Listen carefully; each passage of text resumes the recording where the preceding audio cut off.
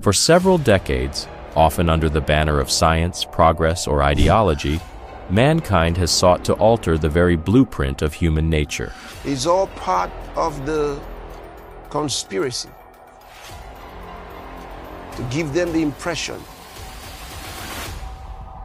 that they were supposed to be the other gender, and they were assigned the wrong gender at birth.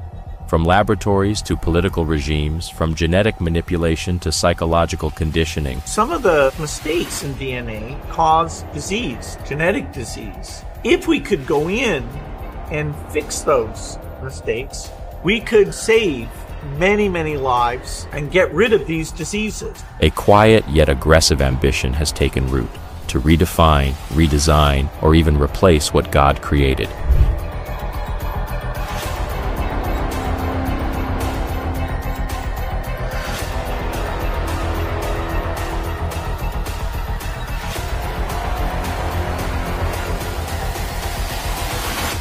Mutilation of the human species.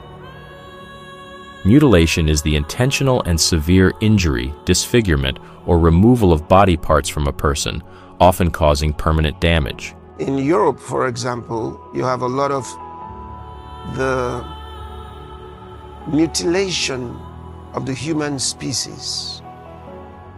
And many don't understand how this has been happening for years now. The Soviet Union under Joseph Stalin, 1920s, 1953, disturbing experiments were carried out. These included non-consensual testing of new drugs, vaccines, and surgical procedures. In the 1920s, biologist Ilya Ivanov, with government backing, attempted to create human-ape hybrids by inseminating chimpanzees with human sperm. Under Adolf Hitler's Nazi regime, there was a relentless pursuit of racial purity and genetic superiority, which led to the forced sterilization of over 400,000 people in Germany between 1933 and 1945. One of the most notorious figures of this era, Josef Mengele, known as the Angel of Death, conducted horrific experiments, particularly on twins. Victims were subjected to blood transfusions between twins, chemical injections, surgical mutilation or organ removal. One twin was killed so the other could be dissected for comparison.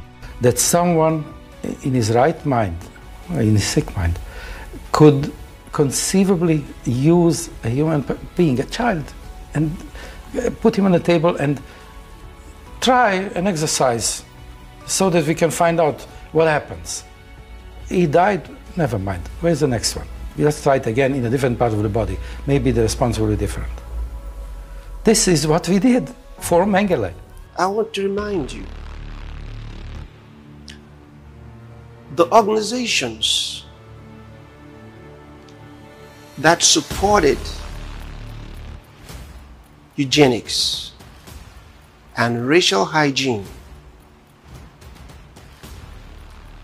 even before Hitler came into office and after Hitler, those organizations have not gone extinct. They are still there. But when it blew open and lots of condemnation of Hitler's act, the other silent perpetrators quickly withdrew and even stopped identifying with the name eugenics and decided to use another one, genetics. Jennifer Doudna and other scientists discovered a new way to edit DNA.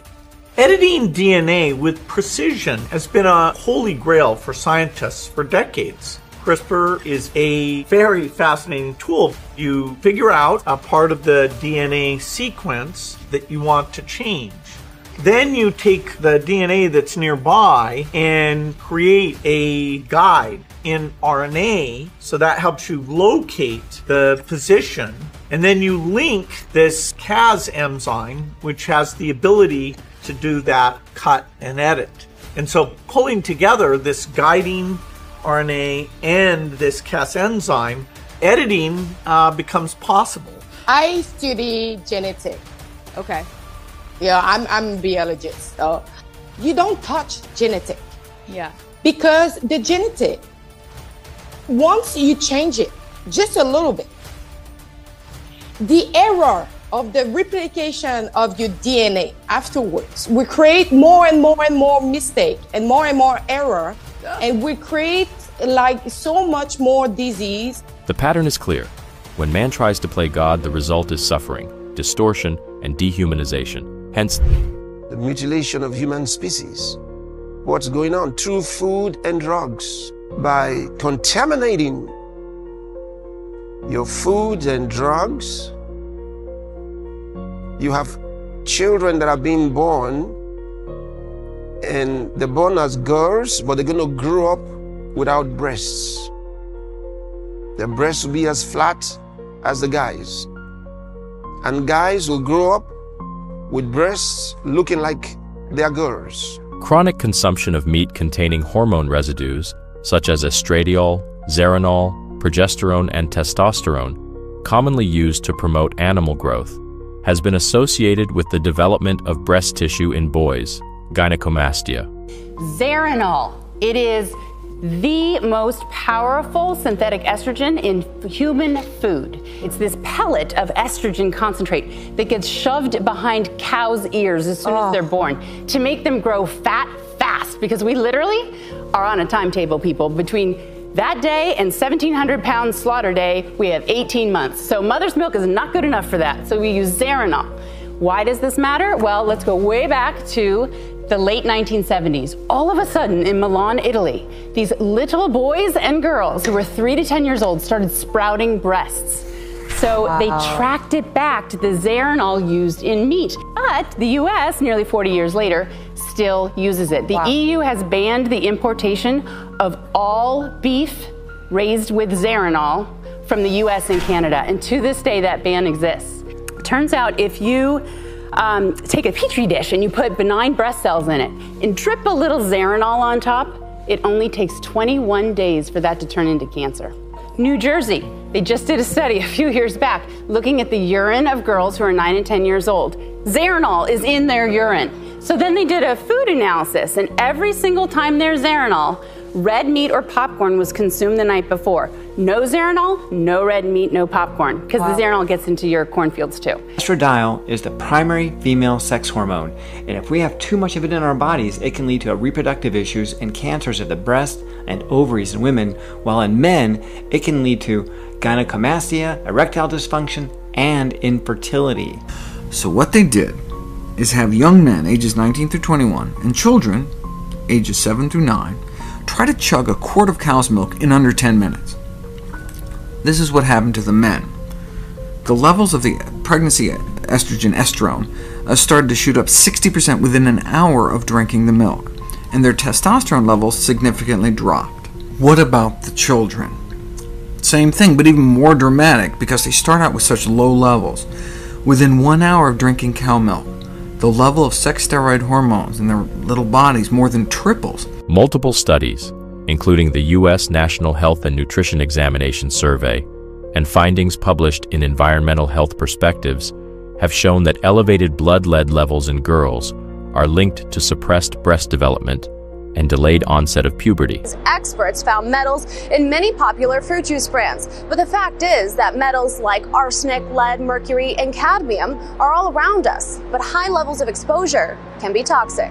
Exposure to toxic metals such as lead, cadmium, and mercury, commonly found in contaminated soil, spices, canned foods, rice, leafy vegetables, shellfish, organ meats, and seafood, can disrupt the hypothalamic pituitary axis, a key regulator of puberty. For some unknown reason, my pituitary gland is not producing the LH and the FH hormones. I did not mature like my peers.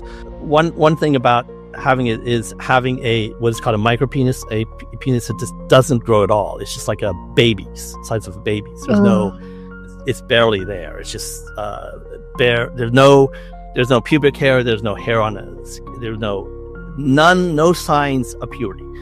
This interference can lead to hormonal imbalances in girls and feminizing effects in boys. Conversation around the feminization of men today. The way that we're eating, is making us very unmanly. All these things turn into fake estrogen in the body. And what that does is now you got a man who has this estrogen dominating in the body. And when that happens is you start to see the effects of it, because most people don't understand. Hormones tell us what, not only our bodies what to do, but they can tell it what to look like, feel like. So ultimately, when you see a man who has issues with low testosterone, right? You're gonna start to see balding, erectile dysfunction. You're gonna start to see him lose muscle mass. So inability to build muscle too. Certain drugs have been associated with abnormal sexual development in both males and females. So this study was done by the University of Milan, the urological department, and this is a 2021 study. Now this is a meta-analysis of 32 different studies that were collected. And it talks about the pharmacological or drug-induced gynecomastia. And I think a lot of people would find it interesting that spironolactone or aldactone, which is a frequently prescribed diuretic, and we know we use it in females with PCOS, specifically to block the androgen receptor activity. It is known to be an anti-androgen, and in fact, it increases the prevalence of gynecomastia in men. The other one is finasteride, which a lot of guys are obviously familiar with as well. It is a DHT blocker or a 5-alpha reductase inhibitor. It's all part of the conspiracy to give them the impression that they were supposed to be the other gender, and they were assigned the wrong gender at birth. In recent times, puberty blockers have become the latest tool used in human mutilation. Puberty blockers are drugs that they administer to young people to stop them from having their puberty development. So they are restricted, and they cannot be, if you were a guy, you couldn't now grow up as a boy because of those drugs. To limit your development in your age of puberty. The term puberty blocking or puberty blockers really shouldn't be used. It's not accurate. There's no way to block puberty with medications or with anything. We've been told by various organizations, including prominent medical groups, that you can pause puberty, giving the child time to think about what gender they want to be, that they're reversible and they're harmless. It's just not true. The brain does not grow as one unit. There are certain sections that do not complete maturation until even into young adulthood, mid-20s. We do know that some of the last areas to mature are the frontal cortex, involved in executive function, making decisions. There are things that need to happen in sequence, hormones that have to be introduced that help with brain development, bone development, muscle development, coordination. If we stop those, we don't know what that does. Shockingly, children's hospitals are big players in this game. The American Medical Association, the American Academy of Pediatrics, the American Endocrine Society, or whatever the exact name of that is, all of the major medical associations have signed off on this, Joe. They've signed off on it. And I have never seen those organizations sign off on anything with less information as to whether or not it does long-term harm of anything in my life. And when I ask about that, when I bring that up, then they immediately label you as transphobic. Depriving children of puberty. Children should be allowed to grow up and mature into intact, sexually functioning adults, and preventing them from doing so is one of the most shocking human rights abuses I have ever heard of. A teenager who says puberty blockers were sold to her as a miracle cure has revealed they actually did nothing to solve her problems. Speaking to The Times, the anonymous child explained how she began taking the blockers aged 12 because she was unhappy as a girl. 4 years on, she says taking the drugs was the worst decision she ever made. The teen chose to speak out in order to help others, saying, "I was sold a miracle cure. They promised happiness with little evidence behind it." She has now stopped taking the blockers and will wait until she's 18 before deciding on a future course of action. At 16, Kira was desperate to be a boy. She was given drugs to delay puberty, then male hormones. Clinicians say for some children this is the right move, but Kira believes it was a mistake for her. The discussions were very brief and there was no real investigation into why I had gender dysphoric feelings and how I got to that stage. I spoke briefly of depression and anxiety, but again it was kind of assumed by everyone that transitioning would alleviate that. And then it's followed with the silicone racket, where with the silicone they try to give artificial breast expansion. Hence the mutilation of human species. It's all a racket. Silicone plays a central role in the modern cosmetic industry, which generates billions in revenue. The global market is expected to reach a huge USD $14.62 billion in 2025. Wow, that's a big number. Yeah, and it doesn't stop there. By 2033, it's projected to almost double to hit USD $29.56 billion. That's a compound annual growth rate of 9.20%. From breast augmentation to facial sculpting, from hips and buttocks to even calves and genitalia. Breast implants remain the most common use. Silicone gel, polydimethylsiloxane PDMS, which is the main material in silicone, moves if it leaks into body tissues. What other things could be in these implants? Well, it turns out the implants are made with several layers, so each layer is composed of different materials. And this is an example of a safety data sheet of just one of the implants that are all required to do. And look at the list of the heavy metals on here. And so there's a huge list of them. There's even chemicals that are used that are listed as volatiles to cure and to make the implants. So you can imagine a whole host of potential issues that could be a problem. I woke up one day with extreme joint and muscle pain. Lyra Marshall says she wishes she learned more about all the risks before her own implant surgery in 2002. I remember saying, just fill them up and get rid of the stretch marks. Marshall wanted to improve her self-esteem, but wound up with a number of unexplained symptoms. Headaches, migraines, all the time. Continuing for 17 years. My body was inflamed, puffiness, heart palpitations. Then she found thousands of women on social media reporting similar symptoms. Breast implant illness is real. But it's a disease not recognized by the FDA or many doctors. It's very difficult going to your physicians because we are so ill and they have no idea what breast implant illness is. Patients showing up at this FDA hearing in March pleading for federal help. My doctors told me that nothing could be found to explain my health problems. Representatives from all 4 American breast implant manufacturers were there: Allergan, Mentor, Ideal, and Sientra. But the companies argued against their own customers, saying the illness doesn't exist. In this short period of time, we've fortunately not seen any cases we're aware of with ALCL or even breast implant illness. And the FDA agrees, saying there's no scientific evidence supporting breast implant illness. But a growing number are coming forward, blaming implants for chronic fatigue, fevers, brain fog, and joint pain. How many of you were very tired? So I thought I'd go through multiple surgeries with these risks and side effects just to have the aesthetic look of breasts. So that's when it hit me. Do I have to have breasts? The general surgeon removed my breast tissue. The plastic surgeon dissected through my muscle to retrieve the implant and capsule. It was then that they discovered that my muscle had been torn. See, the weight of the breast implant that I had carried around for 8 long years caused my muscle to tear. That was what was causing my intense pain. Immediately after surgery, I felt better. I could literally breathe. So they create a problem and give you a fake solution that will result in cancer. When implanted, these foreign objects can trigger persistent inflammation and immune responses.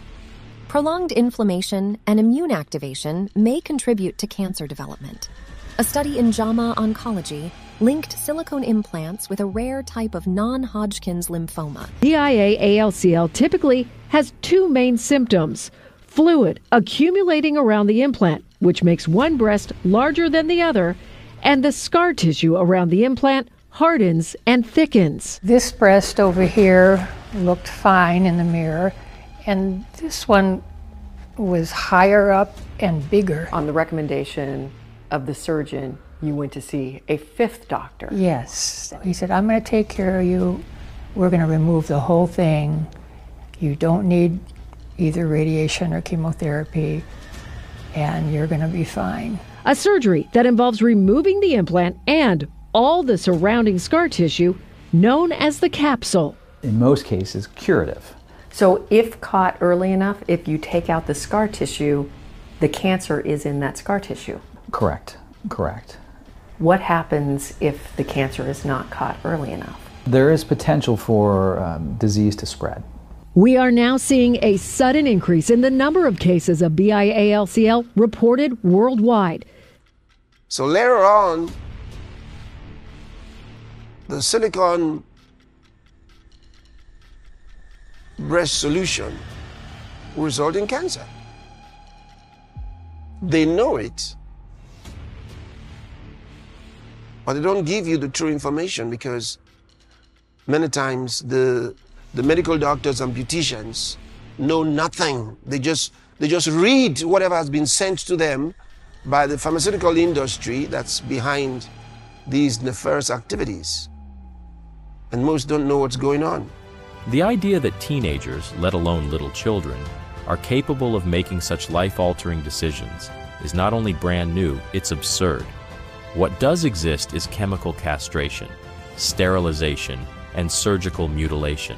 It's Satan's plan to run the nations at this time, but that's not going to happen because we are in charge and continue to pray. We must not relent.